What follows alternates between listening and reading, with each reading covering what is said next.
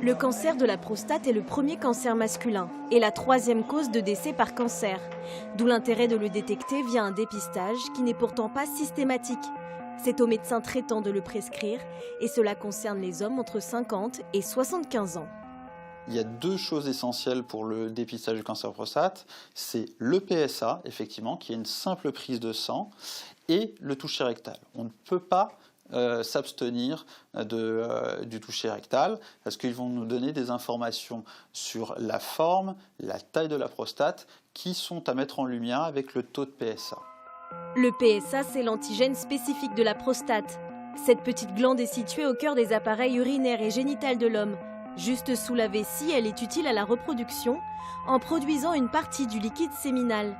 Aucun signe physique ne permet de déceler le cancer de la prostate car il est asymptomatique. Le cancer de prostate se développe essentiellement dans la zone périphérique, donc plutôt dans cette zone-là. La prostate, elle est ici, on la voit bien, délimitée, et ici passe le canal urinaire, le canal urétral, et donc le cancer de prostate va se localiser essentiellement sur la zone périphérique de la prostate, et c'est pour ça qu'il donne peu de signes fonctionnels urinaires. Le dépistage seul ne permet pas d'affirmer qu'il y a cancer.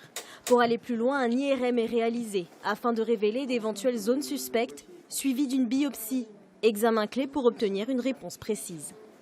Tout l'intérêt va être d'évaluer l'agressivité du cancer. On a des cancers qui sont de faible risque, de risque intermédiaire ou de haut risque.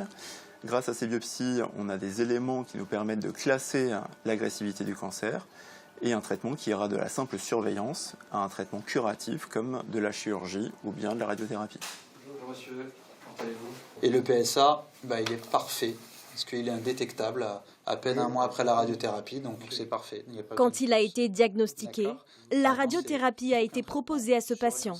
40 séances de 15 minutes qui ont entraîné la destruction de la prostate et des cellules cancéreuses. J'étais suivi tous les ans, je faisais un dosage de PSA, un examen sanguin, et on s'est aperçu que les PSA avaient bougé. Là, ça faisait des décennies que j'étais suivi pour un petit adénome, et finalement, là, on avait trouvé un nodule de 6 mm et il fallait faire quelque chose. Donc, M. de Souza, il m'a dit, vous avez 76 ans, on ne peut pas vous opérer parce que vous risquez d'être incontinent, d'avoir des soucis, donc on va faire de la radiothérapie. Ça a duré 2 mois. C'est un peu long, c'est un peu un marathon, mais bon, on n'a pas le choix, de toute façon, on est obligé de le faire, quoi, hein. Et dans l'ensemble, ça s'est bien passé.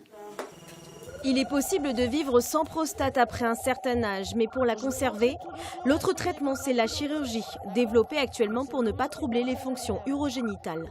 L'enjeu va être de passer dans cette zone très très fine entre le sphincter et la prostate, sans toucher la prostate, pour préserver la continence, et ensuite sur les nerfs érecteurs en passant le plus près possible de la prostate, sans rentrer également dedans, pour tenter de conserver une qualité érectile.